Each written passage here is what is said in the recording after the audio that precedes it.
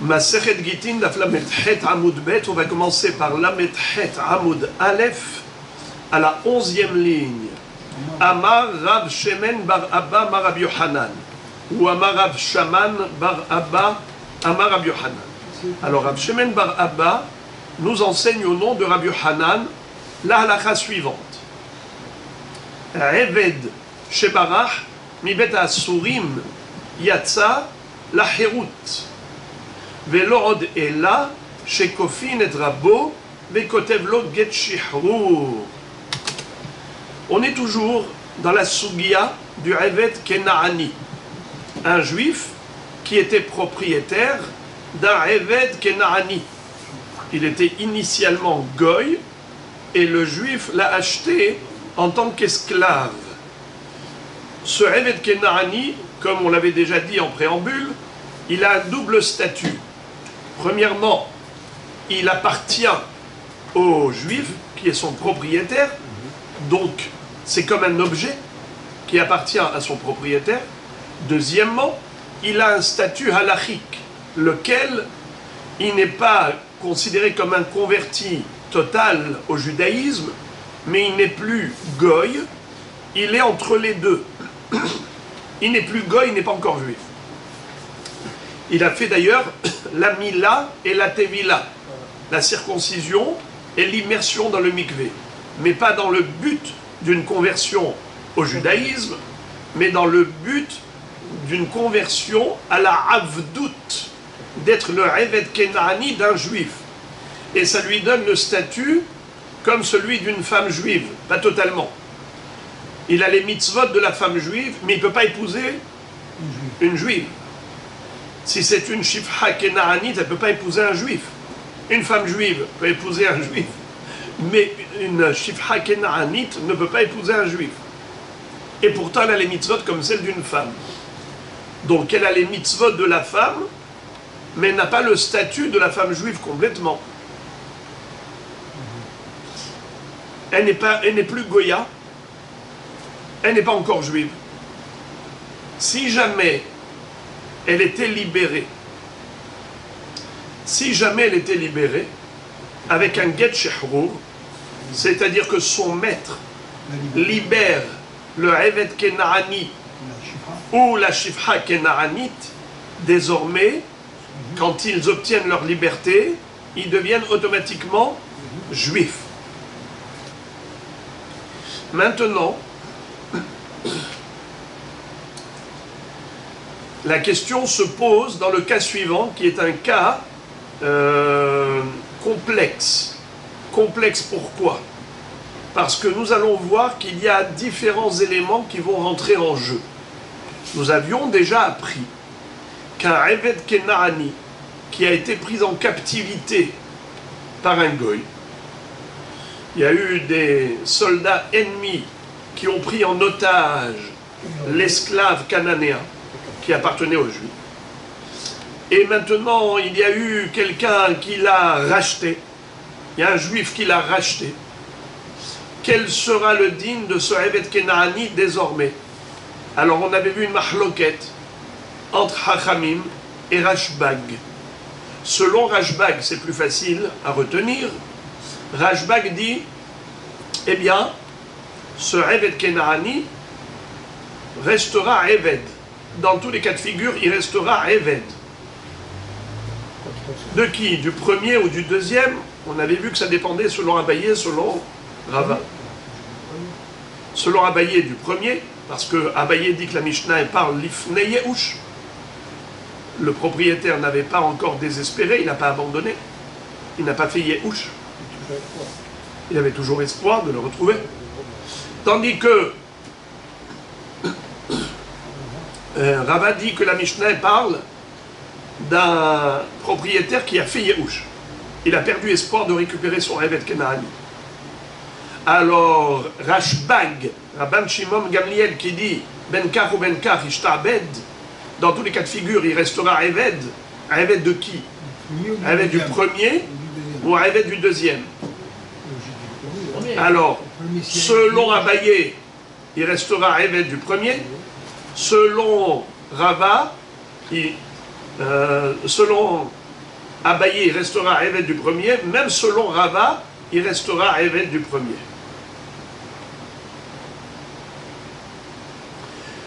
Qui est-ce qui se rappelle pour quelle est la raison? Parce que pour l'empêcher d'aller se jeter. Bravo!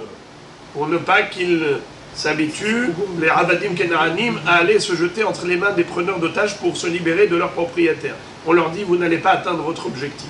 Vous resterez Eved Kenaani. Bon, en tout cas,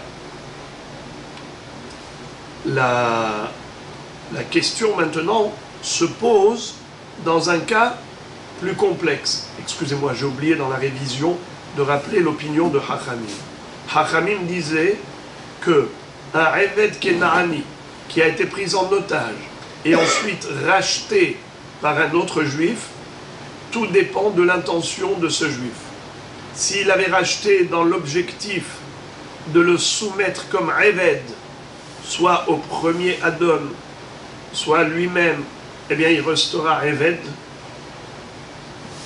S'il a racheté dans l'intention de le libérer, eh bien il deviendra homme libre. On verra. Deviendra libre. Alors,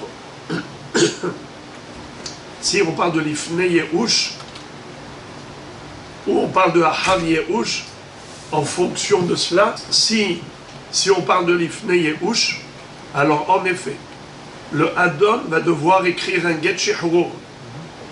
Si on parle de l'Ahar Yehush, est-ce qu'il faut écrire un Get Shehrour ou pas? On verra.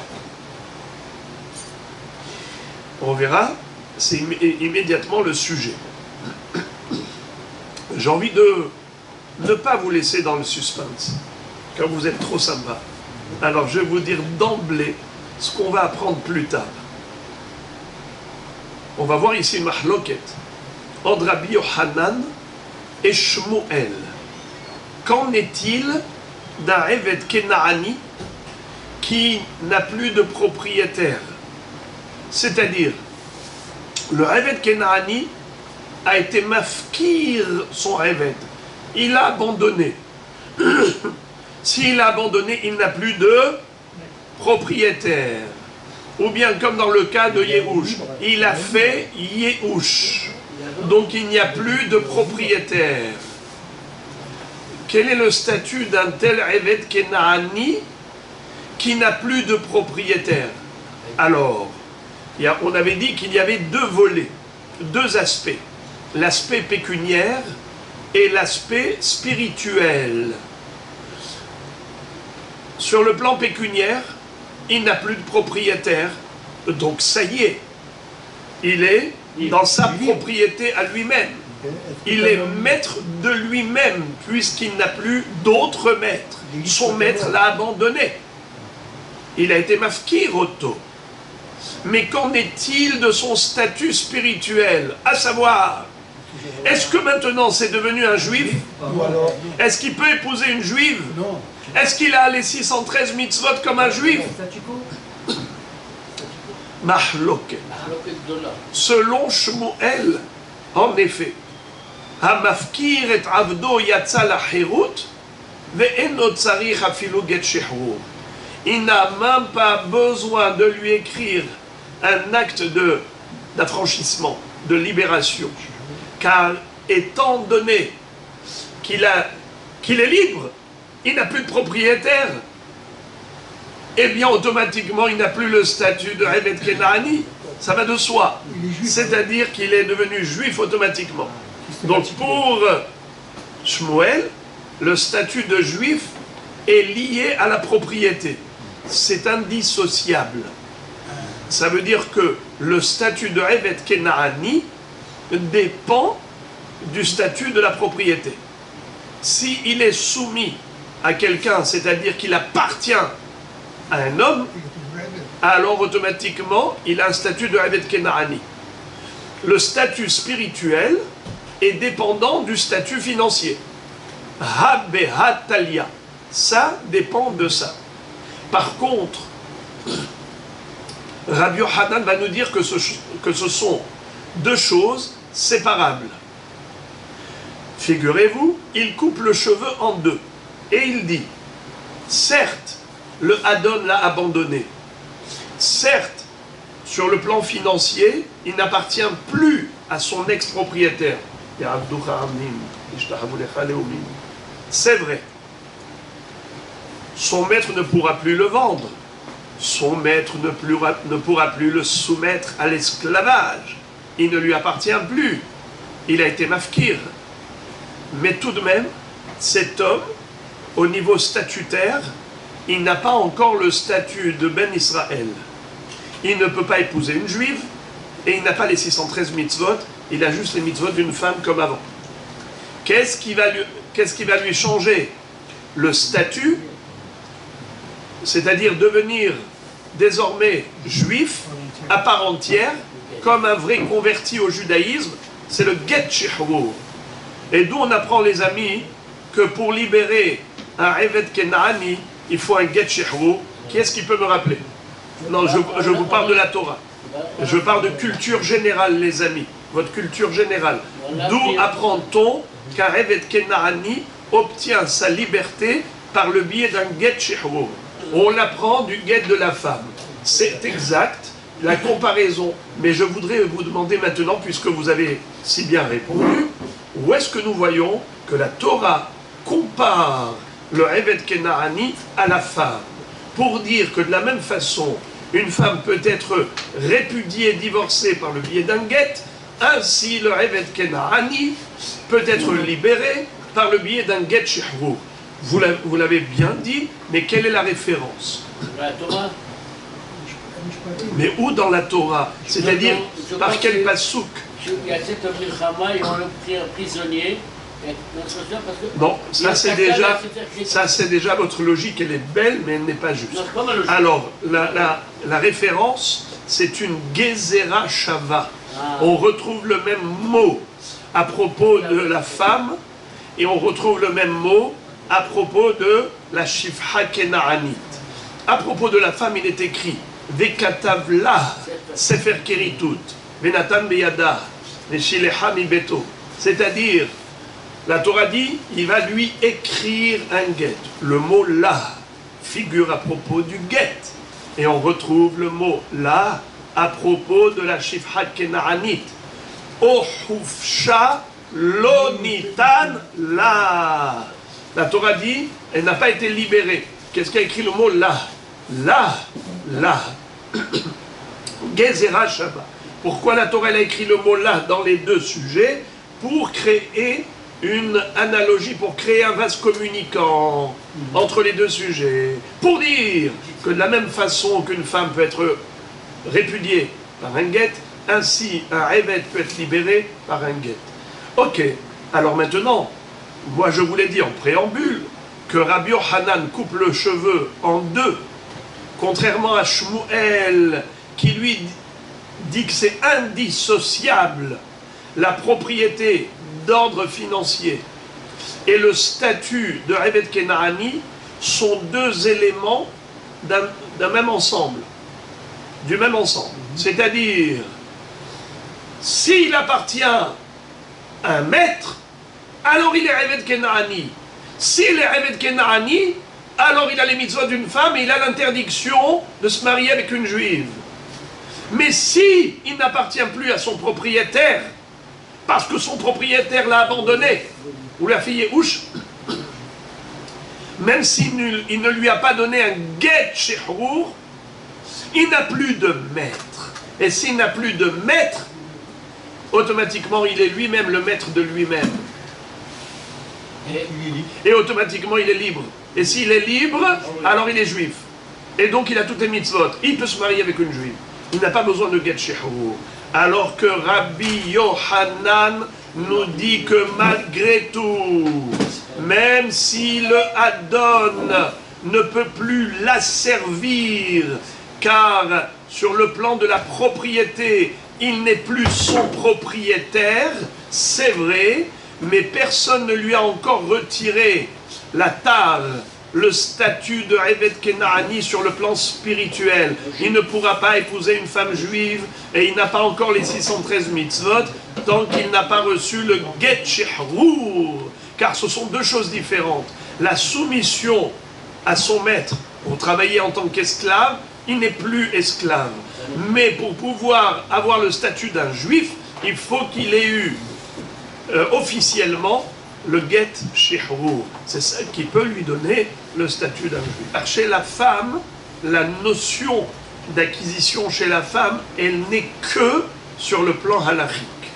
C'est-à-dire, la femme n'est pas une servante. Ah, la femme, qu'est-ce qu'elle est? Elle est juste consacrée à son mari sur le plan de l'intimité. C'est-à-dire qu'elle est interdite à tout homme, sauf à son mari. Donc, chez la femme, il n'y a que le statut.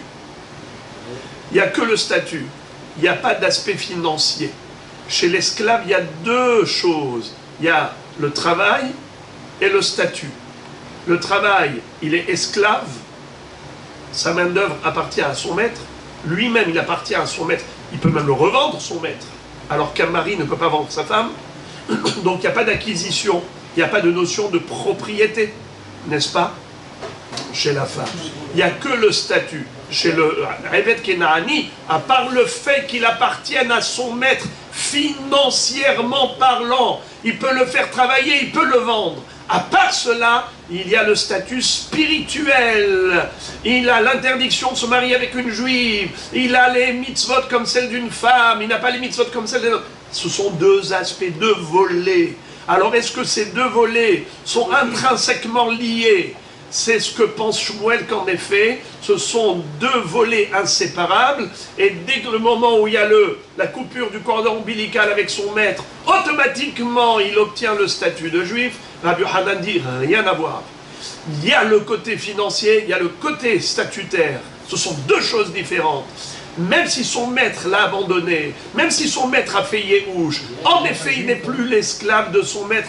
Son maître n'est plus propriétaire de ce Eved Kenaani, mais au niveau statutaire, il n'est pas devenu juif pour autant, tant qu'il n'a pas reçu le Get Shihrur.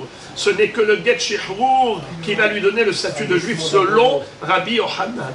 Alors maintenant, je vous l'ai dit en préambule, vous allez voir que vous allez gagner du terrain quand on va étudier le texte. J'ouvre une parenthèse, c'est que un Eved Kenaani, au début, lorsqu'il va faire la Mila et la Tevila. On avait dit en préambule qu'un Eved Kenaani, pour devenir un Eved Kenaani d'un juif, il doit faire la circoncision. Et il doit passer au mikvé. Et à partir de ce moment-là, il devient un Eved Kenaani, pas juif, mais il n'est plus goy. À ce moment-là, il faut lui demander est-ce qu'il est d'accord de prendre sur lui les mitzvot de la femme et ainsi de suite. S'il dit non, eh bien il faudra le revendre à un autre goy. Parce qu'il était goy, il veut rester goy, donc on le revendra. Mais si... Avant. Avant, donc tout ça, c'est oui, exactement. S'il dit oui, je veux être Eved Kenaani, quitte à prendre sur moi les mitzvot de la femme, on lui fait la Mila et la Tevila de Eved. Ensuite, une fois qu'il est Eved Kenaani, si on le libère, automatiquement, puisqu'il a déjà commencé à adhérer au judaïsme, une partie du judaïsme, parce qu'il n'était pas encore vraiment juif quand il avait fait la circoncision de Eved ou la Tevila de Eved, il n'avait que les mitzvot d'une femme. Mais maintenant qu'il a déjà commencé à accepter, si on le libère, il deviendra automatiquement juif. Sans avoir besoin de passer à la Tevila, ni quoi que ce soit. D'ailleurs, il faut savoir que la Tevila et la Mila du Eved Kenaani au niveau du protocole, c'est exactement comme le protocole d'une Gérout. Un goy qui veut devenir juif, eh bien, il fait la Mila, il fait la Tevila, et il y a un Beddin, il y a 3 personnes qui sont présentes pour qu'il y ait ici Kabbalat, Ol, Mitzvot, Ol Malchut Shamaim, il aimait Kabel sur lui, la Yahdut.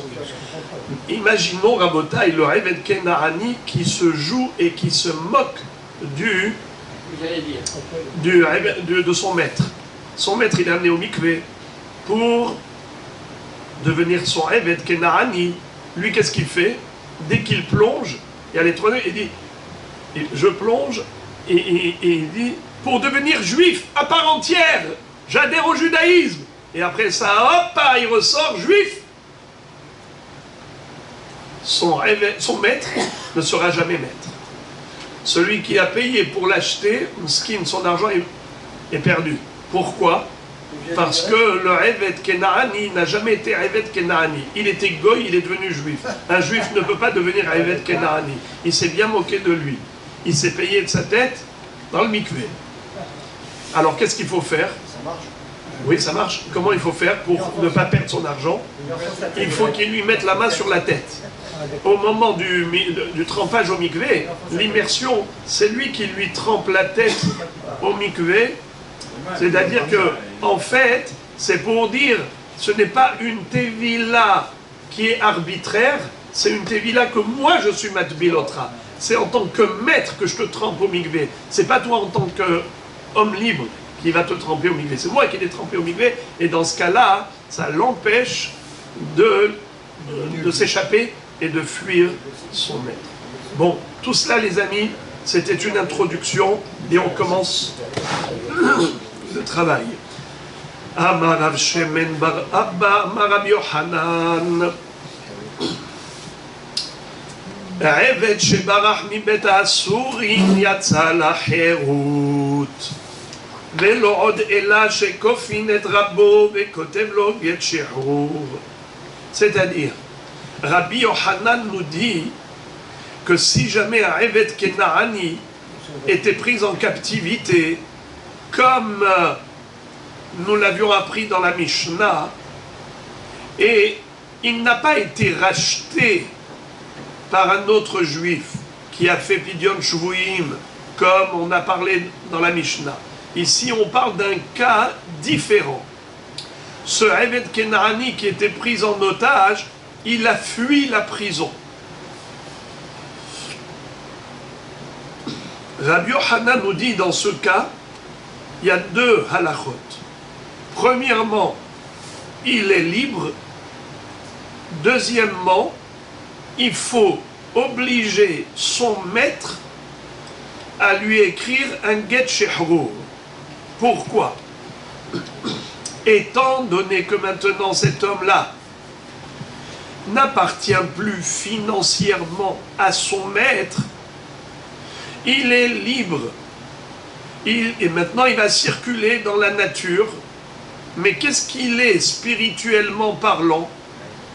Eh bien, il n'a pas le droit de se marier avec une juive. Il a les mitzvot d'une femme. Alors ce monsieur-là, qu'est-ce qu'il va faire? Il est entre le marteau et l'enclume.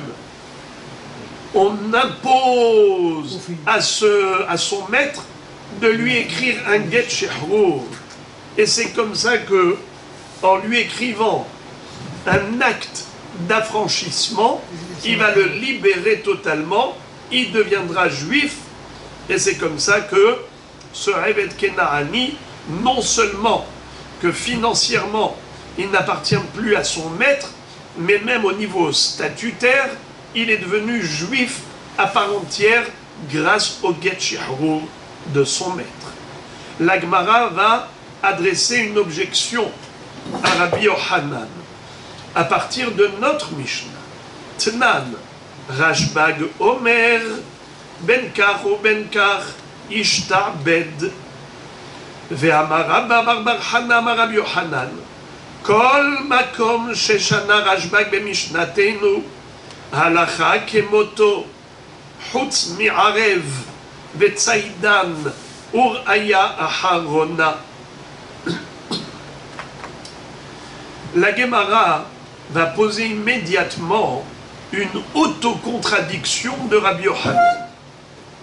Car d'une part, il vient de nous dire que le Eved Kenaani a obtenu sa liberté lorsqu'il a pris la fuite de la prison. Répétons l'histoire. D'abord, il y a eu des goïms qui sont venus attaquer ce village. Et qu'est-ce qu'ils ont fait? Ils ont pris des gens en otage. Parmi les captifs, il y avait qui? Le Eved Kenaani. Rabotai, je vous pose la question. Quel aurait été le din si quelqu'un était venu le racheter à ce Eved Kenaani? dans le but de le libérer. Dans le but de le libérer. Quel aurait été le dîme de ce Eved Kenani? Est-ce qu'il aurait été libre, oui ou non? Il faut me répondre, Mahloket. Selon Tanakama dans la Mishnah, il est libre. Selon Rashbag dans la Mishnah, Benkar ou Benkar, Ishtabed, il restera Eved, n'est-ce pas? Or ici, Rabbi Yohanan, qu'est-ce qu'il a dit? Que ce Eved Kenani, lui, quand il va fuir le preneur d'otages, il va fuir la prison, il sera libre. Et non seulement qu'il sera libre financièrement, mais même au niveau statutaire, pour qu'il puisse épouser une juive et devenir juif à part entière, on impose à son maître l'écriture d'un get shihrour. L'écriture d'un get shihrour. Alors, Moraï Verabotai, question. D'une part, Rabbi Yohanan, qu'est-ce qu'il dit? Que le Eved Kenani a obtenu sa liberté.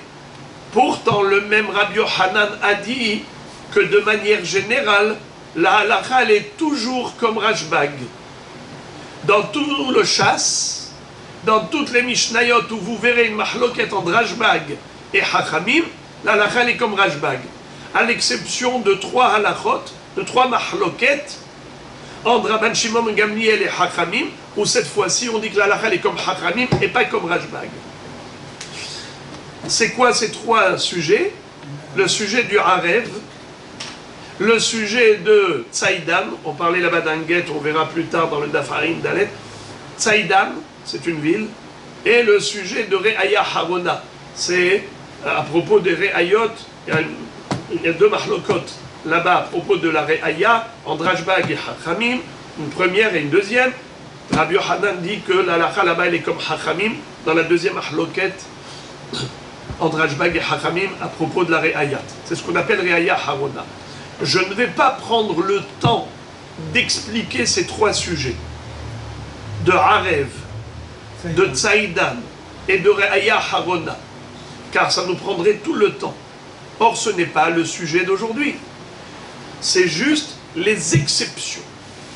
La Gemara a cité les 3 exceptions pour dire, à part les 3 exceptions, toujours la halakha est comme Rashbag, selon Rabbi Yohanan. Alors Rabbi Yohanan, comment il est possible que la halakha dans notre Mishnah ne fait pas partie des 3 exceptions. Donc la halakha est comme qui? Comme Rashbag. Qu'est-ce qu'a dit Rashbag? Benkar ou Benkar Ishtabed, celui qui a racheté le Eved Kenani du preneur d'otages, et il a délivré ce captif dans l'intention de le libérer. Qu'est-ce que disait Rashbag? Il ne sera pas libre, il restera Eved. Alors, la question se pose. Rabbi Yohanan, d'un côté, il est possèque comme Rashbag, qu'il restera Eved.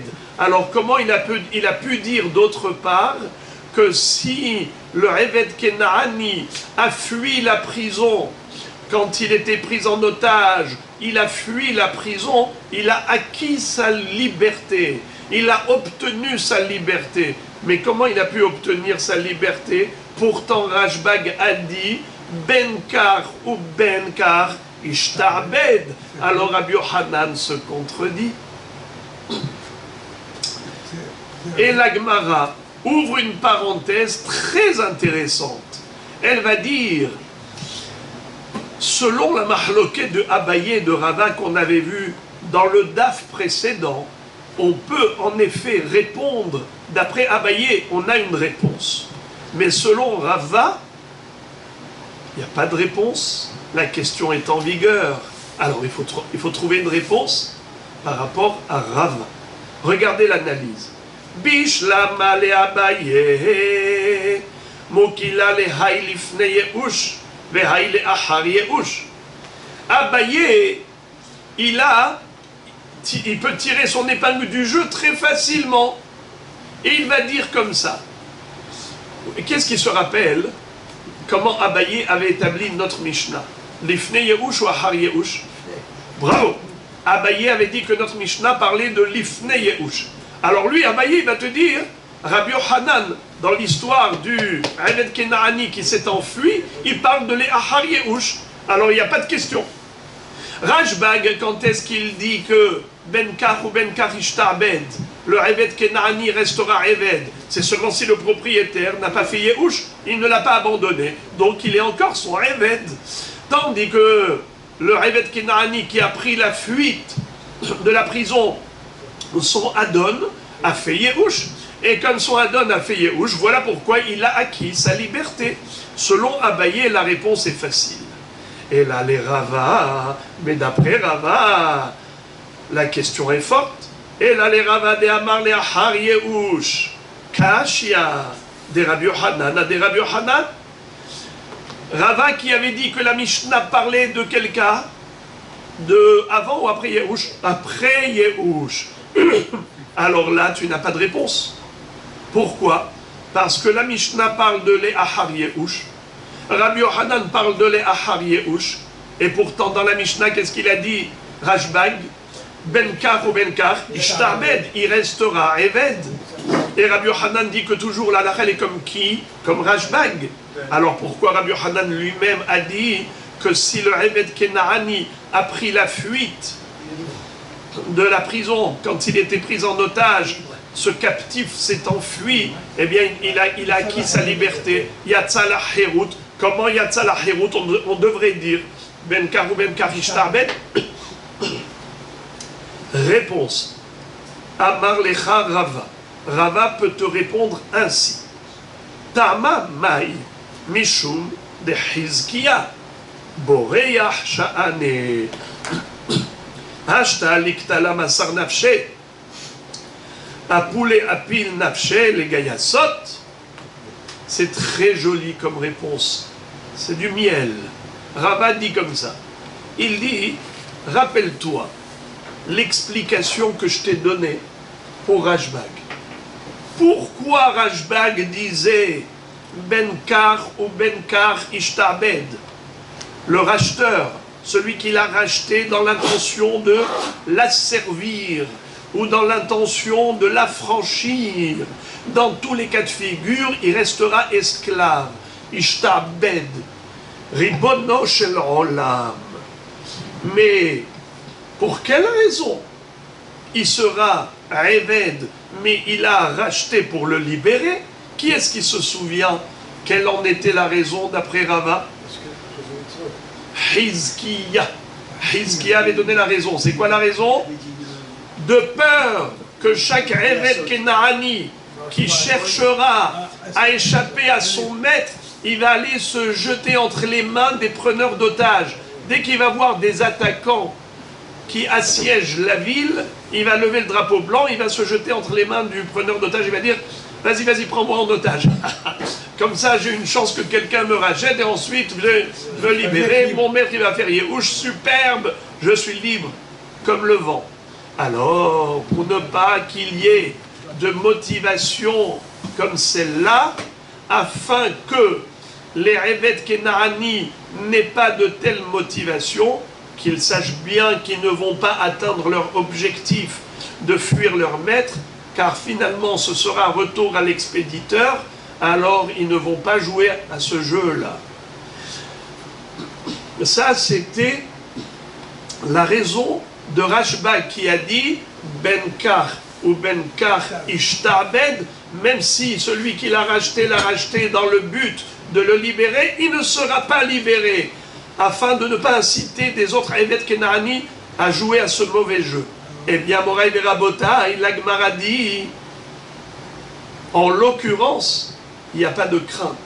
Pourquoi? Ici, tu vois que ce Eved Kenaani fuit le preneur d'otages. Toi, qu'est-ce que tu craignais? Rashbag, tu craignais qu'il se jette entre les bras du preneur d'otages, qui lui dise « Vas-y, prends-moi en captivité, je veux être ton prisonnier. » Hein? Mais ici, au contraire, il fuit la prison. Et vous savez, c'est quoi fuir une prison? C'est courir un risque au péril de sa vie. Parce que si jamais le preneur d'otages l'attrape, il lui tire une balle, il va le tuer, il va l'exécuter, il va le lyncher. Alors lui, il veut tellement fuir le preneur d'otages, il tremble d'être prisonnier de cet homme-là cruel. Il tremble, il veut le fuir. Alors est-ce que tu crois qu'un homme pareil risque d'un jour de vouloir aller chez les preneurs d'otages? Au contraire, il est fui. Il a peur d'eux. Voilà la différence, selon Rava, entre le cas de la Mishnah et le cas de Rabbi Yohanan. Rabbi Yohanan, il parle de quelqu'un qui a fui la prison. Tandis que la Mishnah, elle parle de quelqu'un qui pourrait être motivé à aller en prison pour échapper à son maître. Voilà, donc on n'est pas du tout dans le même contexte. C'est pour cela que dans ce cas, il ne sera pas libre. Parce que Hizkiya nous dit, afin de ne pas inciter d'autres esclaves à faire pareil, donc il restera Eved. Mais dans le cas où au contraire, il a fui la prison, et son maître a fait Yehush, alors là il est libéré, là il est libre, parce que il n'y aura pas d'incitation pour des gens comme lui. Quelqu'un qui fuit la prison, ça veut dire qu'il ne veut pas se lancer dans les bras du preneur d'otages. Il est capable même de prendre un risque de se faire tuer. Et maintenant la Gemara raconte une histoire par Amaté d'Emar Shmuel, la servante de Shmuel. Ishtevai, elle était prise en captivité. Voilà que des Juifs l'ont remarqué et ils savaient que c'était la servante de Shmuel. Il y avait des gens qui avaient une bonne intention et ils ont dit: oh là là, tu as vu la servante de Shmuel, elle est prise en captivité. Qu'est-ce qu'ils ont fait? Ils l'ont rachetée et ils l'ont renvoyée à Shmuel. Par quoi? C'est quoi le mot par quoi en araméen? Pidion. Ils l'ont racheté. Les Shum Amhata. Qu'est-ce que ça veut dire les Shum Amhata? Qui peut me dire Amma? La traduction du mot Amma. Une servante. Comme Amma Ivriya. N'est-ce pas? Vechimkor Ishet Bito. Les Amma. Amma c'est quoi? Servante. Alors, par quoi les Shem Amhata? Qui peut me traduire ce mot? Ils l'ont délivré pour en faire une servante. Veshadrou Hale. C'est quoi Veshadrou Hale? Ils l'ont envoyé. Ils lui ont renvoyé à Shmuel. Shalhoule, ils lui ont envoyé un courrier avec. Ils ont envoyé un courrier avec la servante. Et ils lui ont dit: Anam Kerashbag Sviralam. Nous, on est posé que la halakha est comme Rashbag. D'ailleurs, Rabbi Yohanan avait dit que la halakha est toujours comme Rashbag, n'est-ce pas? À l'exception de 3 cas. Et dites-moi, qu'est-ce qu'a dit Rashbag? Qui peut me rappeler? Benkar ou Benkar Ishtabed. C'est-à-dire que peu importe l'intention du libérateur, du rédempteur qui l'a racheté, qu'il ait l'intention de la racheter en tant que Eved, de la racheter en tant que Bet Horin, elle est toujours Eved. Alors, premièrement, nous on pense que la halakha est comme Rashbag. Mais toi, on ne sait pas qu'est-ce que tu penses. Inami kerabanan sviralach. Même si tu pensais comme Hachamim, Anan, les Shumam Hata par Kinan Mihala. Que tu le saches, nous on l'a racheté en tant que servante. Qui est-ce qui peut me dire qu'est-ce que pense Hachamim? Vous m'excuserez parce que je ne veux pas avancer sans m'assurer que vous ne perdez pas un maillon de la chaîne. Parce que si vous perdez un maillon de la chaîne après, vous ne comprenez plus rien. Vous entendez les mêmes mots qui se répètent, mais il faut absolument ne pas perdre un maillon. Qui peut me rappeler qu'est-ce que disent Hachamim? Ils lui ont dit: et toi Shmuel, même si tu es posé que la halakha comme Hachamim dans la Mishnah, qu'est-ce qu'on dit Hachamim? Afour! Ça c'est... Il n'y en a personne qui dit comme vous. Personne ne dit ça. C'est ou bien Benkar ou Benkar Ishtabed, ça c'est Rashbag. Mais Hachamim, qu'est-ce qu'ils disent? Non! Non! Hachamim disent que ça dépend de l'objectif du rédempteur. Si celui qui l'a racheté pour qu'elle soit servante, elle restera servante. S'il l'a racheté pour la libérer, elle sera libre. Alors il lui dit: écoute Shmuel, même si toi tu es possédé comme Hachamim, n'aie pas peur. Ta servante est restée ta servante, car nous, on l'a rachetée pour qu'elle reste ta servante. Non. Alors, de deux choses l'une, soit tu es possède comme Rashbag, soit tu es possède comme Hachamim. Nous, on est possède comme Rashbag qui a dit Ben Kach ou Ben Kach Ishtabed. Donc, dans tous les cas de figure, ça reste ta servante. Et si tu es possède comme Hachamim, que tu saches que même selon Hachamim, elle est restée ta servante, car nous, on l'a rachetée dans cet objectif, dans l'intention qu'elle reste ta servante. Anan, les Shum Amhata, par Kinan, la Nihala. La Gemara, écoutez ce qu'elle dit, incroyable. Ve'inhu savur lifnei Yehush hava. Ve'elohi le'achar Yehush hava.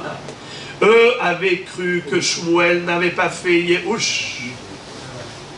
Étant donné que Shmuel, s'il n'avait pas fait Yehush, alors la Shifra Kenaanite resterait sa Shifra. Ils l'ont racheté dans ce but. Mais il leur manquait une information, laquelle? C'est que Shmuel avait fait Yehush. Dès qu'elle était prise en otage, Shmuel a dit « Malheureusement, je ne vais jamais la récupérer ». Étant donné qu'il a désespéré, eh bien, elle est abandonnée, Shmuel l'a abandonnée, donc elle est devenue libre.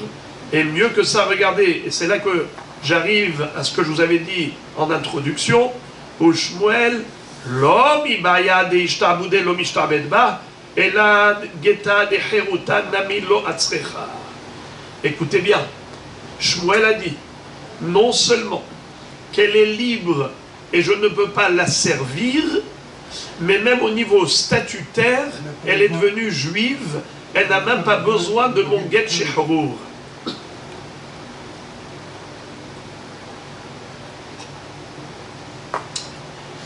Car Shmuel, fidèle à sa propre opinion,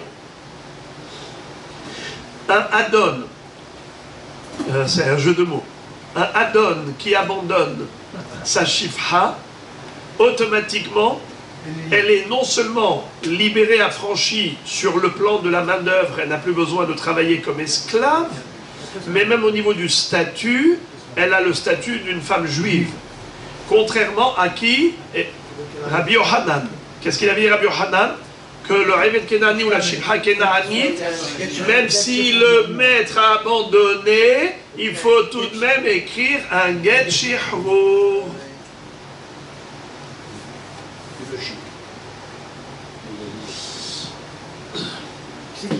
Shmuel est armé d'Amar Shemuel, Hamafkir Avdo, Yatsa la Herut, Ve'eno Tzarir get shihrur. Et d'où Shmuel a déduit cela, que on n'a même pas besoin de get shihrur. C'est seulement lorsque il est encore le Eved Kenani ou la Shifra Kenani appartiennent à leur maître, alors là le maître a besoin d'écrire un get shihrur pour les libérer. Mais s'il dit j'abandonne, automatiquement ils n'ont plus de maître. S'ils n'ont plus de maître, pas besoin de get shihrur. Car pour Shmuel, les deux éléments sont intimement liés. La propriété et le statut dépendent l'un de l'autre. S'il appartient à son maître, alors il a le statut de Eved Kenani, il n'appartient plus à son maître, donc il n'a plus le statut de Eved Kenani, donc automatiquement, en tant qu'homme libre, il est devenu juif. Il peut épouser une juive, il a toutes les mitzvot, comme un juif normal, pas besoin de get shihrur. Et d'où est-ce qu'il a déduit ça? Du mot ish. Comme il est écrit dans la Torah, je vous lis le pasuk. Vechol eved ish, miknat kesef, ou malta oto, az yochal bo. C'est-à-dire que un eved kenaani peut manger la terouma du Kohen, peut manger le korban Pesach, c'est-à-dire que il est le kinyan kaspo du Adon. Eved ish. La Gemara dit, et si c'était le Eved d'une Isha, une Isha qui est Bat Kohen, elle a un Eved Kenaani, est-ce qu'il peut manger la terouma? Oui. Alors pourquoi la Torah a écrit Ish? Vechol Eved Ish miknat kesef. Eved Ish velo Eved Isha. La Gemara pose la question, elle dit, ah bon? C'est quoi cette histoire-là? J'ai rien compris. Pourquoi tu écrit Ish?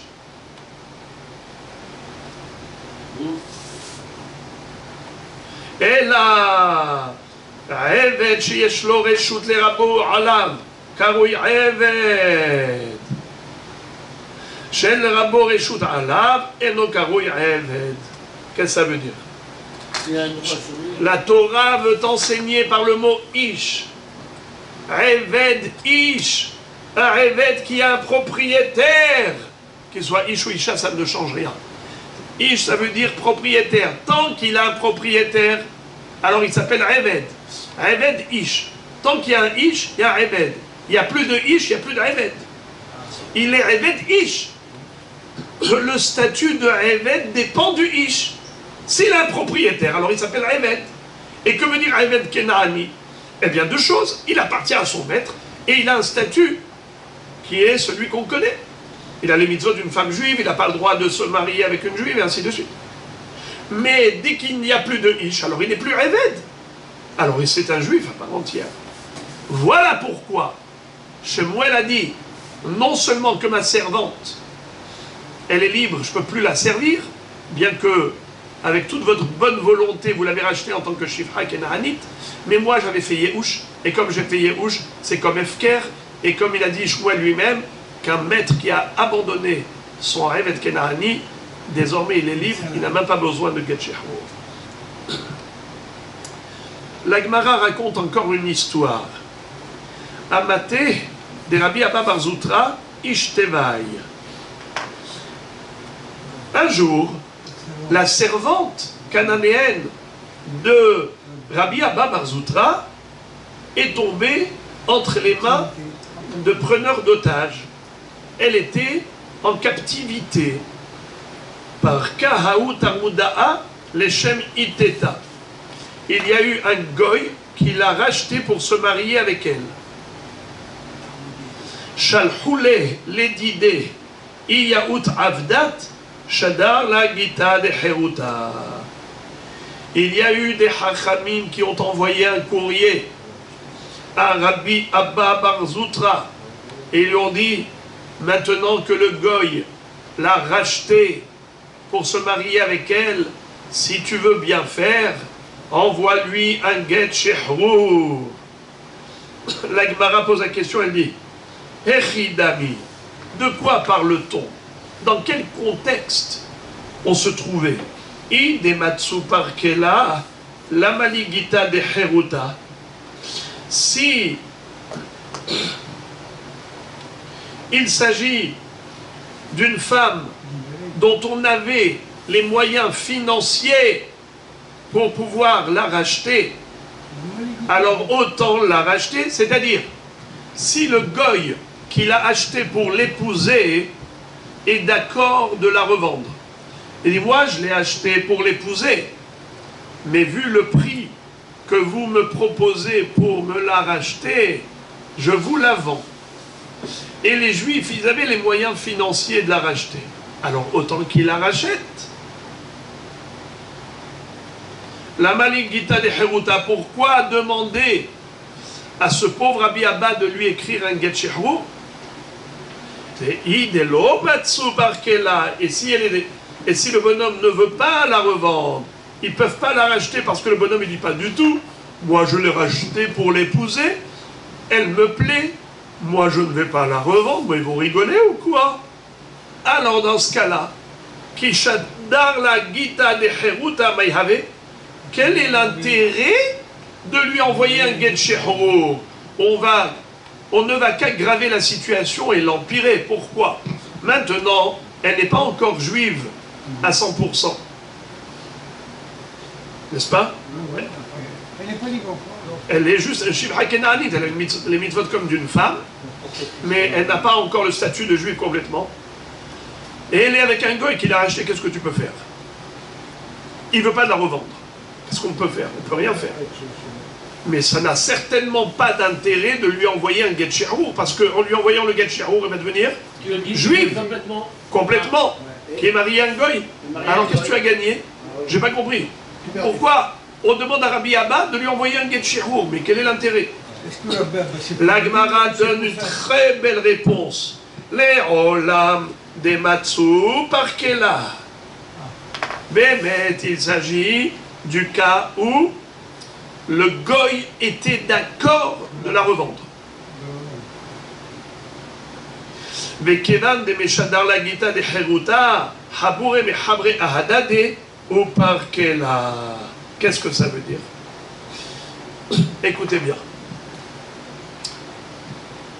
Qui est-ce qui se rappelle quelle était la mahloket entre Rashbag et Abaye? Pardon, entre Rashbag et Hachamim selon Abaye. Qui est-ce qui se souvient de cela? Celui qui s'en souvient reçoit un croissant, pain au chocolat. Au beurre. Alors, Pour Abaye, c'est avant les Yehush. oui, d'accord, c'était les Pnei Yehush, mais je parle du principe. Quel est l'objet de la mahloket? Le principe, la colonne vertébrale de la mahloket. Alors, ça c'est ce que Rashi nous expliquait, que d'après Rashbag, il y a une mitzvah de Pidyon Shevuyim, aussi bien vis-à-vis d'un Evet Kenahani, comme vis-à-vis d'un juif. Alors que Tanakama disent que non, la mitzvah de Pidyon Shevuyim, elle existe par rapport aux juifs, mais pas par rapport ni à des goyim, ni à Evet Kenahani. Alors, la Gemara maintenant nous renvoie à cette idée. Et elle dit, étant donné que ces gens-là, ils étaient posés comme Hachamim, pas comme Rashbag, alors, regardez ce qu'ils vont dire. Ils vont dire, il vaut mieux toi, Rabbi Abba, que tu lui envoies le Get Shehrur, afin qu'elle devienne libre. Et si elle devient libre, elle devient juive. Si elle est juive, à part entière, les gens vont savoir qu'il y a une mitzvah de la racheter. Quand ils vont savoir qu'il y a une mitzvah de la racheter, même si ça coûte cher, parce que le Tarmouda, vous savez c'est quoi Tarmouda? C'est un goy qui habite la ville de Tarmoud. Alors le Tarmouda, là, le goy qu'il avait racheté pour se marier avec elle, quand il va voir qu'il y a beaucoup d'argent qu'on lui propose pour la revendre, eh bien s'il est d'accord de la revendre, comme on a dit ici, qu'on parle du cas où il était d'accord, mais seulement il demandait beaucoup d'argent, eh bien Haboure mehabre ahadade. C'est quoi Haboure mehabre? On va être mithabber, on va se lier, on va se donner tous la main, on va faire une table ronde. Combien tu donnes pour le rachat de la captive? Toi tu donnes combien? 10 000 shekels. Et toi combien tu donnes? 30 000 shekels. Qui dit mieux? Et comme ça, on va constituer la somme nécessaire pour la racheter, et on va la racheter. Mais c'est seulement si elle est juive. Mais si tu ne lui donnes pas le Get Shehrur, toi Rabbi Abba, donc elle va rester Evet Shifha Kenaanit. Et les gens pensent comme Hachamim, mais pas comme Rashbag. Rashbag a dit qu'il n'y a pas de différence, la mitzvah elle est la même. Tu n'as pas besoin de lui donner le Get Shehrur pour qu'il y ait une mitzvah de rachat des prisonniers. Là, la mitzvah de rachat des prisonniers, c'est même vis-à-vis d'un Evet Kenaani, une Shifra Kenaanit. Mais eux, ils étaient posés comme qui? Comme Hachamim, qui, selon Abaye, pense, c'est Hachamim, qu'est-ce qu'ils pensent, les amis? Qu'il n'y a pas de mitzvah de Pidyon Shvuyim vis-à-vis de Kenaani, de Evet Kenaani. Il n'y a pas la mitzvah de racheter des captifs qui sont Evet Kenaani. Alors, ils ne seront pas motivés. Et donc, cette Shifra Kenaanite va rester chez un goy. Dis-moi, les mitzvot de la femme qu'elle accomplissait jusqu'à présent, tu crois qu'elle va les accomplir avec le goy? Non. Alors, il vaut mieux la racheter. Mais les gens ne sont pas motivés.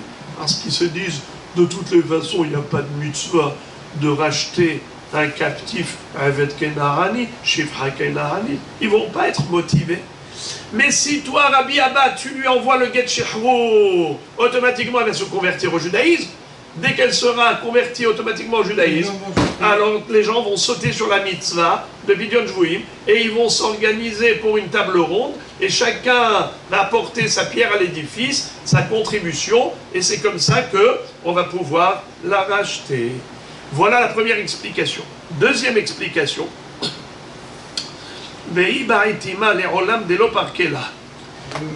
On parle ici d'un cas de l'omatsu par Kela. Ils ne peuvent pas la racheter. Qui est-ce qui peut me dire pourquoi ils ne pouvaient pas la racheter?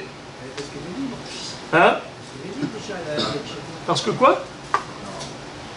Dites-moi pourquoi Quel est le contexte? Pourquoi il ne pouvait pas la racheter?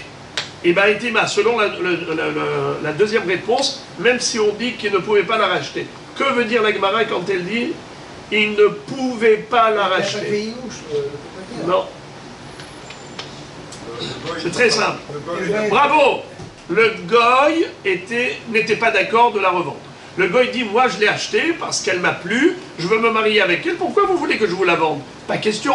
Alors, dans ce cas, dans ce contexte, est-ce que ça a un intérêt que Rabbi Abba lui écrive un get shehrour? A priori, c'est le contraire. S'il lui écrit un get shehrour, il va la rendre juive, et une juive qui va être avec un goy, c'est encore pire. Laisse-la shifra kena'anit, au moins elle n'est pas juive à part entière. La notion de avdout, il y a deux volets. Il y a le côté financier, il y a le côté statutaire. Et le côté financier, la rupture se fait par toutes sortes de moyens qui vont déconnecter l'esclave de son maître, mais ça c'est sur le plan pécuniaire, mais sur le plan statutaire, pour qu'elle devienne juive, ça, d'après Rabbi Yochanan, il faut un get shehrour. Shmuel non, Shmuel n'a pas besoin de ça. Bon, en tout cas, Rabotai, écoutez bien, ici, même s'il a fait Yehush, mais d'après Rabbi Yochanan, si on dit que Rabbi Abba il pense comme Rabbi Yochanan, il faut un get shehrour. Alors Rabotai, écoutez comment c'est joli. À quoi bon écrire un get shehrour si de toutes les façons le Adon, le goy ne veut pas la revendre? Si le goy ne veut pas la revendre, alors à quoi bon la libérer? Écoutez la réponse, vous allez tomber des nues. C'est sur le plan psychique. Il y a ici un intérêt psychologique. Lequel? Kevan de Meshader la Gita de Heruta, Mitzela be'ape ou mafrikla. C'est pour contraindre le goy à accepter de la revendre. Comment ça? Quand il va lui envoyer le get shehrour, alors de partout, qu'est-ce qu'il va entendre? Le facteur arrive de la poste. Et où est-ce qu'il habite monsieur Antel? Oui, j'ai une recommandée pour lui. Le monsieur Tarmouda, là. J'ai une recommandée pour lui. Ah bon? Tous les voisins, ils disent pourquoi? Eh bien, parce que son épouse, là, sa future épouse, là, eh bien, son maître, c'est un juif. Il veut la libérer. Alors, le monsieur Tarmouda, il voit que tous les voisins, regarde-moi, il est marié à une esclave, à une ex-servante d'un juif. La chouma. C'est ça? Tu es marié à une esclave qui était en plus l'esclave d'un juif. Alors automatiquement il va dire écoutez, non, entacher ma notoriété, je ne veux pas. Vous vouliez combien d'argent? Me donner pour la racheter? Ok, allez, je vous la vends. Et c'est comme ça qu'on va exercer une pression psychologique sur Mr. Tarmoudaï. Comme ça, il va accepter de revendre Madame Shifra Kena'anit. Et là, Rabotai, qu'est-ce qui va se passer? Elle sera juive, oui ou non? À quel moment Bidiou qu'elle est devenue juive? Non. Au moment où le maître lui a envoyé le get shehrour. Et Maradi, Veha Amar mort. Habiba lahem behemtan shel Israël yoter mineshotehen. J'ai pas compris. Quelle était la pression psychologique que tu voulais employer? Tu voulais maintenant faire entendre à tout le monde que c'était une servante, celle-là, une servante d'un juif. Et comme ça, il sera dissuadé de la garder. Au contraire, il va accepter de la revendre. Mais c'est pas vrai. Au contraire, quand on va dire c'est la servante d'un juif, et on la rend encore plus appréciable aux yeux du Tarmouda. Si déjà une béhéma d'un juif est appréciable aux yeux du goy, à plus forte raison la servante du juif. Moraï Berabota, la réponse. On pousse le bouchon encore plus loin au niveau de l'analyse psychologique. Écoutez la psychanalyse. C'est que tout ça, c'est seulement Betsina, mais pas Befaresia. Hanemile Betsina, aval Befaresia, Zela Beumilta. Qu'est-ce que ça veut dire? C'est-à-dire, quand c'est discret, oui, mais quand c'est manifeste, non.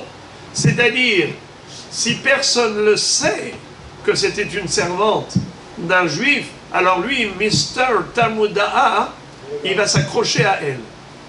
Mais si, Comme Ahashverosh, qui, en entendant que Esther était Bat Shaoul et ainsi de suite, d'une dynastie royale du Ram Israël, alors c'était une fierté pour lui.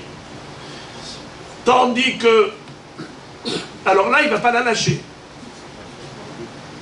Mais si tout le monde le sait qu'elle était servante, l'Ahshuma, tu es marié à une esclave d'un juif. Mais tu t'imagines, parce que dans la presse, on ne parle pas du bien des juifs, on parle que du mal. évidemment. Donc automatiquement, si ça devient public, ça va être l'Ahshuma en public. Donc, au contraire, on va le dissuader. Il sera convaincu pour revendre. Quand est-ce qu'on dit qu'il s'accroche même aux animaux des juifs, tant que ça reste discret? La Gemara raconte encore une histoire. Haï Amta Deava be Pumbadita. Il était une fois, dans la ville de Pumbadita, une servante cananéenne, Deavu Kamerabde Ba'in She Isura, qui se prostituait. Et donc, on a vu qu'il y avait des jeunes juifs qui avaient des relations avec elle. Amar Abaye qui était rave dans la ville de Pumbadita, il a dit, il lave de Amar Aviuda Mar Shmuel, Kol HaMeshachrer Avdo Over Be'ase, Ava Kaif Nale Lemara, de Kativ la Gita de Cheruta. Si Rabbi Yehuda n'avait pas enseigné au nom de Shmuel qu'il est interdit de libérer un esclave ou une servante cananéenne, comme il est écrit dans le Pasuk, les Olam Bahem Ta'avodu,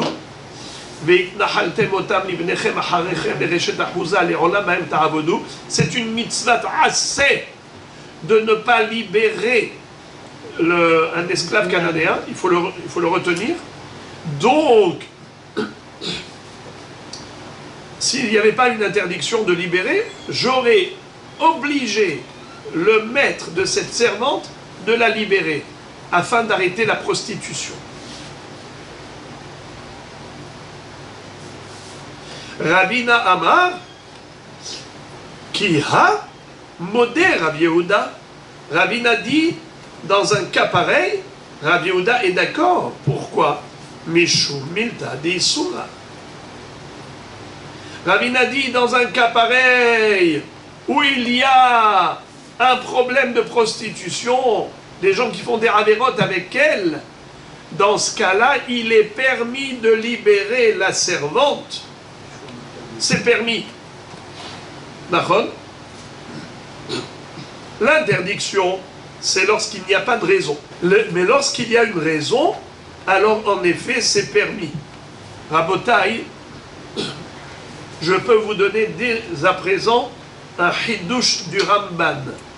Le Ramban pose la question, on va voir là dans quelques minutes, que même pour avoir un minyan, Rabbi Eliezer avait libéré son esclave cananéen pour avoir un minyan. D'accord? Alors, là pareil, on est en train de dire que pour arrêter la prostitution, on aurait libéré cette servante. Le Ramban pose une question très forte. Il dit, mais comment, Rabotaï d'abord, juste, j'ai oublié, comment, en la libérant, elle va arrêter la prostitution? Comment? Quelle différence entre prostituée, shifha ou libre? Il y a un statut qui monte au-dessus. Non. C'est que là maintenant, quand elle est servante, il n'y a pas de mariage. Elle ne peut pas se marier avec quiconque. Automatiquement, ça veut dire, même si elle est avec un Révet Kedaani, mais c'est pas En Kedushin Tofsim, elle ne se sent pas engagée. Alors elle se sent libre. Hefker. Elle s'expose à n'importe qui. Mais tandis que, une fois libre, elle devient juive. Une fois juive, elle peut se marier. Une fois mariée, elle est sous les ailes de la Kedusha. Son mari la protège et la préserve de la prostitution.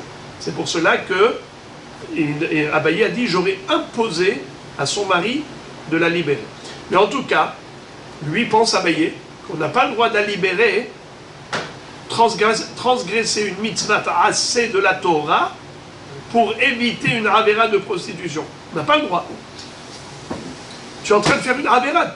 La Torah dit, les olamim ta'avodu. Tu dois les asservir, tu n'as pas le droit de les libérer. Rabbi a dit non. Si c'est pour empêcher une avéra, tu as le droit.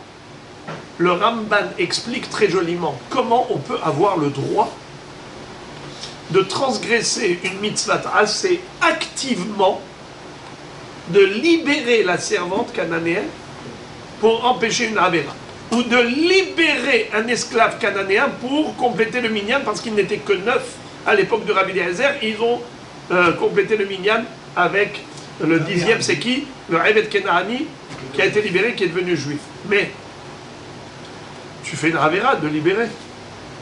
Le Ramban donne une explication très jolie. Il dit que cette mitzvah assez, c'est une mitzvah assez qui rentre dans le cadre de l'otehonem. Par rapport aux différents amim, il y a un sourd de l'otehonem. L'otehonem, ça inclut 3 choses. L'otitenem hanaya bakarka, tu ne leur donnes pas un campement en Eretz Israël, c'est-à-dire la possibilité d'acheter un terrain en Israël. L'otiten lahem matnat hinam, il n'y a pas de cadeau gratuit. L'otiten lahem hen, tu ne dois pas leur donner de charme de grâce, c'est-à-dire tu ne dois pas faire l'éloge du charme d'un des amim ahel. Donc maintenant, par rapport à cela, nous dit Ramban, Rahmanid, que le issour de l'Olam Bahem Ta'avodu, la mitzvah de retenir le Evet Kenaani, ça rentre dans le cadre de l'Otehonem. Ça veut dire que tu ne dois pas lui offrir gratuitement. C'est comme si tu lui offrais un cadeau, ça fait partie de l'Otiten Lahem Matenat Hinam. Tu n'as pas le droit de lui offrir gratuitement un cadeau. Alors, quand tu lui offres la liberté, c'est lui offrir un cadeau. Il dit ici, ce n'est pas dans ce cadre, mais c'est dans un intérêt. Tu ne le fais pas dans le but de lui offrir à lui un cadeau, mais dans ton intérêt à toi. Par exemple, tu as besoin d'un minyan, tu libères le 10e pour avoir un minyan. C'est dans ton intérêt. Ou bien même, regardez, il va jusqu'à dire, quel est le din si jamais le Evet Kenaani te paye? Il dit à son maître, combien tu as payé pour m'acheter? 1 million. Tiens, moi je te donne 1 500 000. Je veux me racheter. C'est possible. D'après le Ramban, selon cette réponse, il dit ce serait possible parce que ce n'est plus un cadeau gratuit. C'est dans l'intérêt du maître. Ça rappelle aussi un petit peu le Inyan du Bal Tashrit. Bal Tashrit. On n'a pas le droit de détruire des éléments pour rien. N'est-ce pas? Mais si c'est dans le but de faire quelque chose de mieux pour soi, ça veut dire j'utilise cet aliment, j'utilise cet objet. Alors là, au début, ça peut paraître comme étant une destruction, mais c'est une destruction dans un but constructif pour moi. Alors il n'y a plus le issur de Bal Tashrit, parce que c'est pas dans l'intention de détruire, c'est dans l'intention justement d'en profiter. C'est uniquement détruire pour détruire qui est interdit. Donc voyez, vous avez compris l'idée du Rambam qui est lumineuse. Alors, la Gemara d'abord pose la question à Abaye. Et elle dit, va Abaye Mishum Isura Lo. J'ai pas compris. Comment Abaye a dit, si j'avais le droit, j'aurais obligé son maître à la libérer pour arrêter la prostitution. Mais pourquoi il n'est pas d'accord avec Rabina qui dit que dans ce cas, c'est permis? והאמר רבי חנינא ברב קטינא ברבי יצחק מעשה באישה אחת שחציה שפחה וחציה בת חורין וכפו את רבה ועשה בת חורין ואמר רב נחמן מנהג הפקר נהגו בה. C'est-à-dire, comment ça se fait que Abaye s'est abstenu d'obliger son maître à la libérer? Pourtant, il y a eu une histoire similaire. Il y avait une shifha qui était Hetzia Shifha et Hetzia Bat Horim. Qui est-ce qui peut me dire comment une servante, elle peut être à moitié servante et à moitié juive, à moitié libre? Bravo! Au début, elle appartenait à 2 maîtres, 2 propriétaires associés, Réhouven et Shimon. Réhouven l'a libérée, Shimon ne l'a pas libérée. Donc elle est à moitié libre, à moitié servante. Alors à Botaï, est-ce qu'elle peut se marier avec un juif? À moitié, non. Est-ce qu'elle peut se marier avec un juif? Non. Non, Non. car elle est à moitié servante. Est-ce qu'elle peut se marier avec un Eved Kenani? Ça veut dire avoir des relations avec un Eved Kenani? Non plus, car elle est à moitié juive. Alors, Rabotaï, qu'est-ce qui s'est passé? Il lui a dit à son maître, je t'impose, le deuxième maître, il lui a imposé de la libérer. Pourquoi? Minhag Efker Naaguba. Elle se prostituait. Alors, tu vois, Abaye, que pour cette raison, on l'a libérée. Pourquoi toi tu t'es abstenu? Réponse, Hatam, c'est différent. Achi Ashta, tu compares l'incomparable. Hatam, lo le'ebet hazia, velo le'ebet horin hazia. Hacha efshar de miached la le'abne ou mintarla. Qu'est-ce que ça veut dire? Il y a une différence fondamentale entre les 2 contextes. Ici, elle ne pouvait aller avec aucun homme, ni un homme juif, ni un homme éved. Donc c'est pour cela qu'elle allait se prostituer. C'est pour cela que là, il était permis de la libérer parce que la prostitution, c'était évident. Tandis que là, même si elle restait shifha, elle peut être avec un homme Eved Kenani. Si elle cherche un homme, pourquoi elle va chercher des juifs? Qu'elle aille avec des Abadim.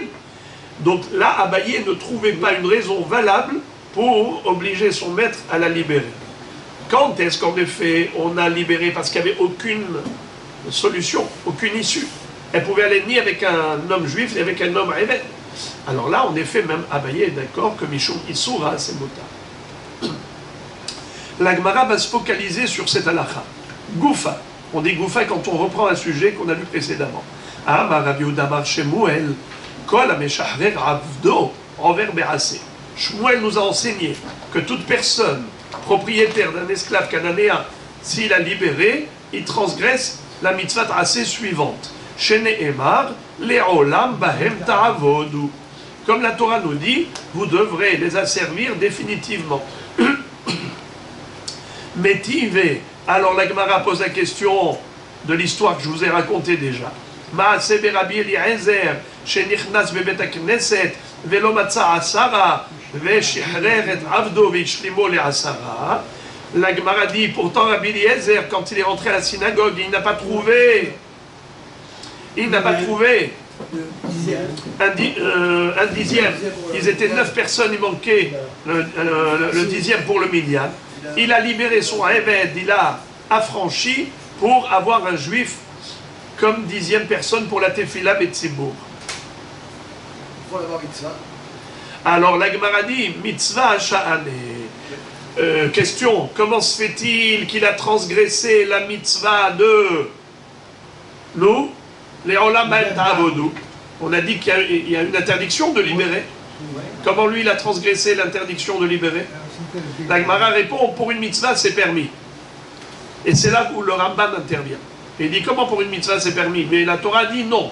Pour une tefila betzibur, tu dis oui.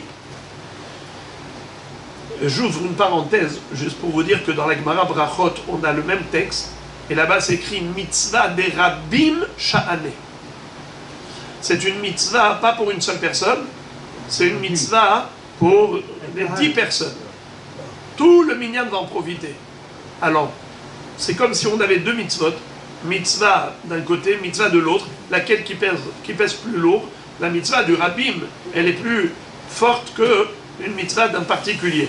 Les rabotas, écoutez ça, c'est très fort.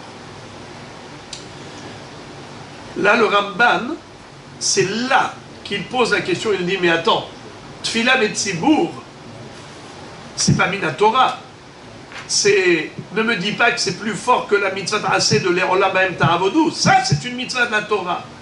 Si tu mets les deux sur la balance, il n'y a pas photo. Comment tu peux me dire que pour le minyan, Tfila Betzibur, tu transgresses une mitzvah assez de la Torah? Alors il donne les 2 réponses. Celle que je vous ai donnée tout à l'heure, à savoir que l'Erolam Ba'em Ta'avodu, ça rentre dans le cadre de l'Otechonem. Et ici, c'est pas maintenant Hinam, c'est dans un intérêt personnel de faire Tefila Betzibur, alors c'est permis. La deuxième réponse qu'il donne, et là ça donne vraiment des frissons, il dit, de là tu vois quelle est l'importance de Tefila Betzibur. quand Akadosh Baruch Hu vient dans un endroit et il trouve qu'il n'y a pas minyan, Hachem est en colère. Parce que pour qu'il y ait la Shekhinah, il faut qu'il soit 10 personnes. S'ils ne sont pas 10, Hachem est en colère, il dit Madoua bativen ish, karativen rone. Je suis venu, il n'y avait pas le minyan. Alors, à Botaï, c'est tellement important que pour cette raison, oui, on peut libérer l'esclave et transgresser le issour de Neolam Bahem Ta'avodou pour l'objectif de satisfaire Hachem qui retrouve 10 de ses enfants parmi lesquels il peut résider, régner. C'est-à-dire que pour... Et là, on voit la grandeur de Rabbi Eliezer qui pour avoir un minyan, il était prêt de sacrifier une somme incroyable.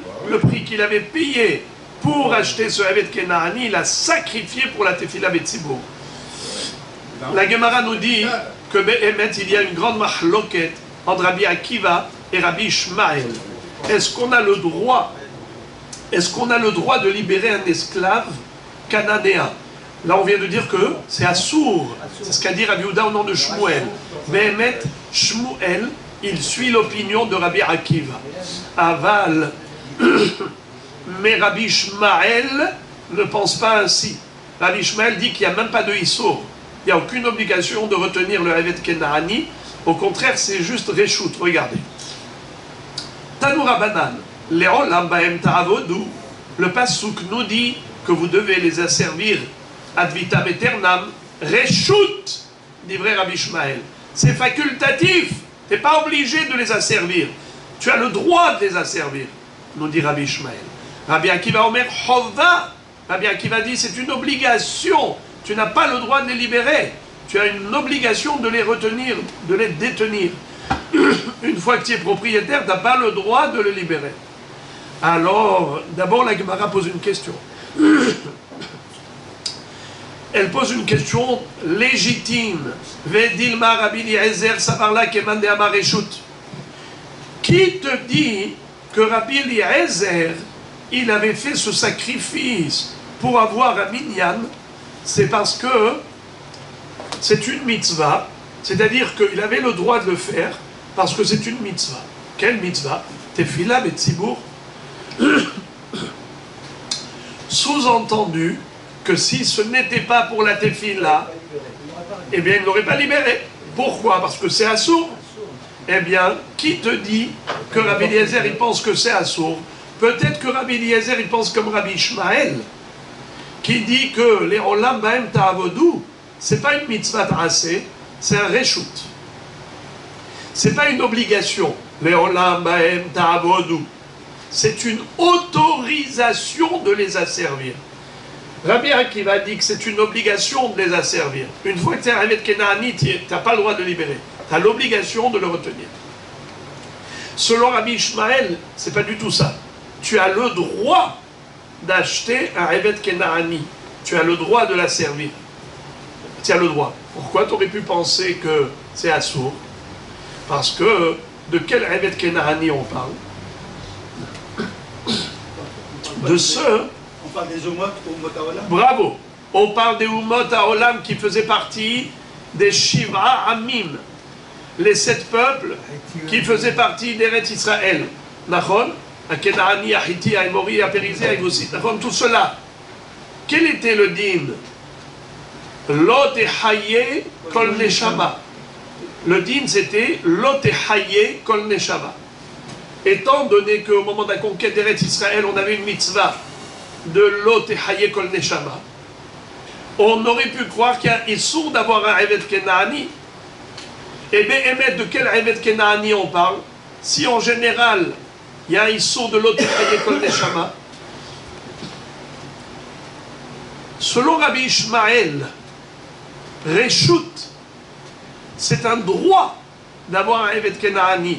Ce n'est pas une obligation de les asservir, c'est une autorisation. Car on aurait pu croire qu'on n'a pas le droit de les asservir. Pourquoi? Parce que comment tu peux avoir Bichlal un Evet Kenaani? Mais c'est écrit Lo tehaye kol neshama. S'il est écrit Lo tehaye kol neshama, comment tu vas avoir un Evet Kenaani?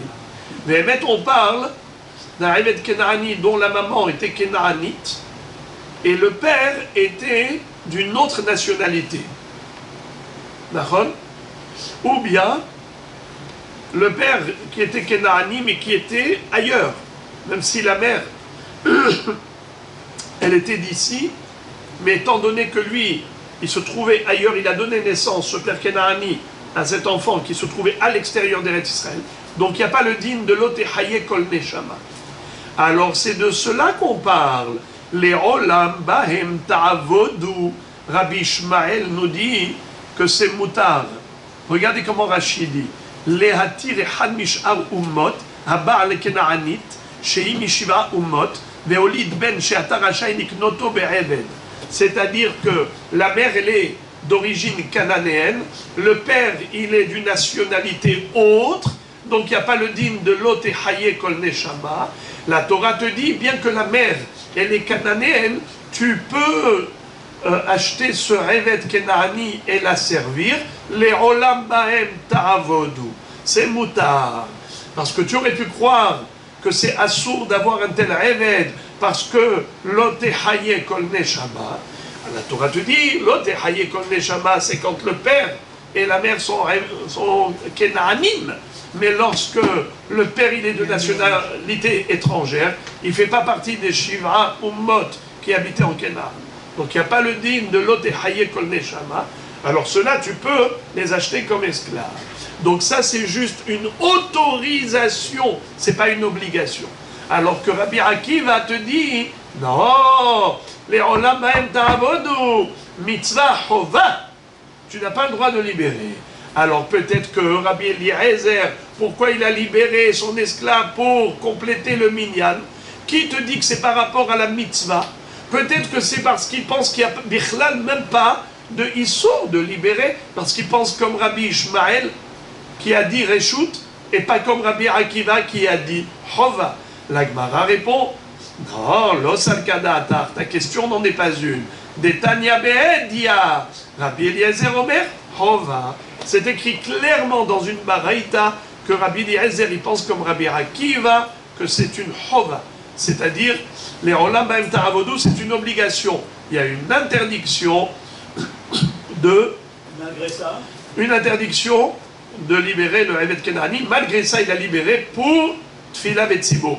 Et on va terminer le sujet avec le sujet de Shabbat, puisqu'on est à Erev Shabbat. Écoutez ça. Amar Rabba. Rabba nous enseigne.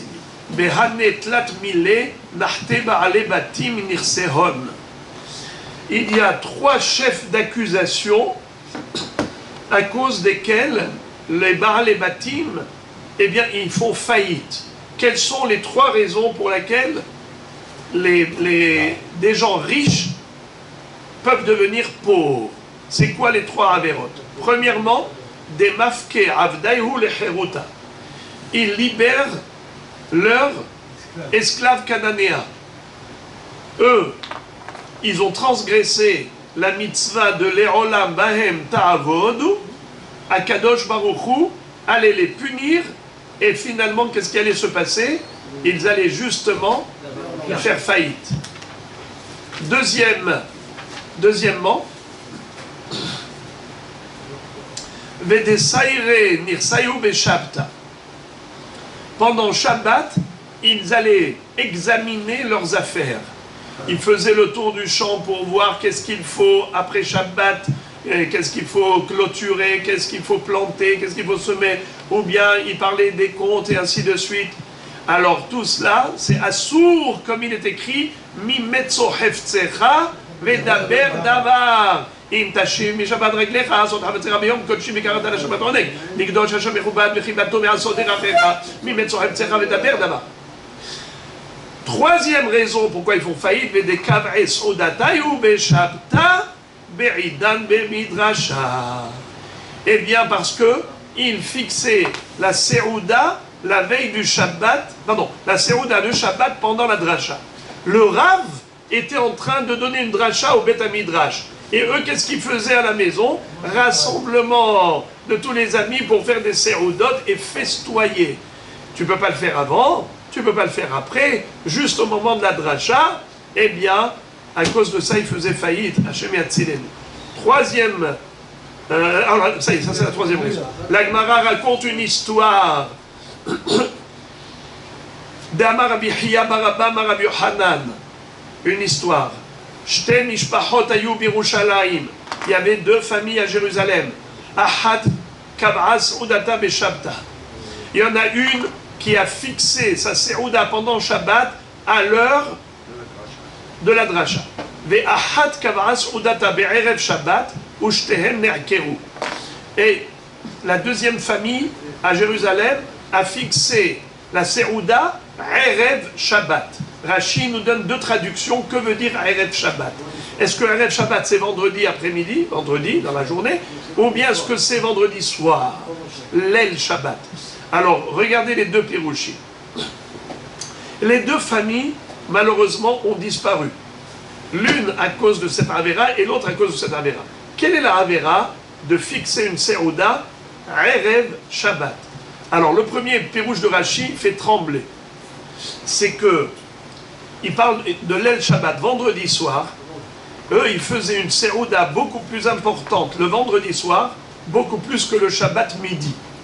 Alors que la halakha, elle est Gadol Kvod Yom Mikvod Laila. La seouda de Yom Shabbat, elle doit être plus belle que la seouda du vendredi soir. Et eux, ils faisaient le contraire. Kav'es Udatayu Be'erev Shabbat. Ça, c'est la première explication. Deuxième explication, qu'est-ce que ça veut dire? Kav'es Udatayu Be'erev Shabbat. Tout simplement, c'est que le vendredi, ils faisaient une belle seouda. Alors que vous le savez, que vendredi, il faut réserver de l'appétit pour vendredi soir, pour manger l'el Shabbat, l'été avon, l'irvot Shabbat, réserver de l'appétit pour le vendredi soir.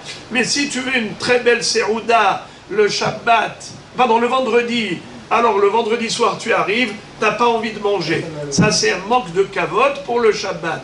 Voilà comment c'est important de réserver de l'appétit pour vendredi soir.